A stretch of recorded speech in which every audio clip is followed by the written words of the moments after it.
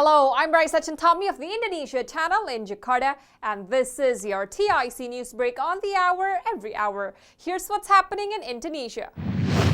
The death toll from an earthquake that hit West Java last week has risen to 321 as rescuers found more bodies on Sunday. The shallow 5.6 magnitude earthquake hit the West Java town of Cianjur on Monday, where most of the victims were killed as buildings collapsed or landslides were triggered. Rescue operations are still underway, focusing on areas where the missing are believed to have been buried. The quake damaged more than 62,000 houses and forced more than 73,000 people to evacuate to at least 325 shelters.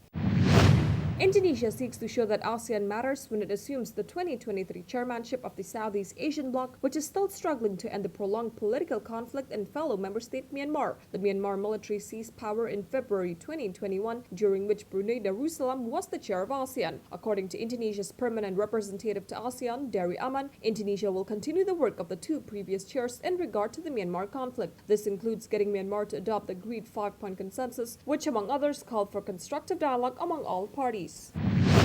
3 airlines and Lion Group controlled 60% of the domestic market share, almost twice the share of flag carrier Garuda Indonesia throughout last year. The total number of domestic air passengers stood at 33.4 million last year, the lowest in more than a decade due to COVID-19 travel restrictions. Parent company Lion Air transported 9.89 million passengers last year, accounting for 30% of the overall domestic air passenger traffic and putting it at the top of the domestic competition. Subsidiaries Batik Air and Wings Air carried 7.26 million and 2.62 million passengers respectively, bringing the group's total market share to 60%. The number of domestic passengers flown by Garuda totaled 3.49 million, or 10% of last year's domestic volume. Garuda's budget carrier Citylink outperformed the parent company by transporting 7.52 million passengers, equivalent to 23% of the market share. The two combined grabbed 33% of the market share. In the financial markets, here's how stocks and the currency opened in Jakarta and around the region.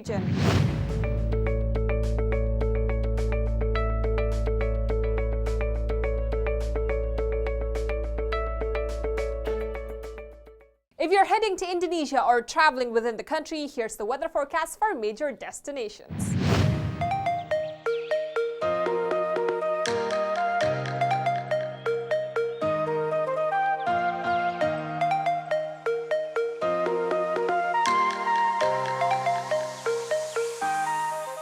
And that's what's happening in Indonesia. I'm Raisa Chantami with your TIC News Break.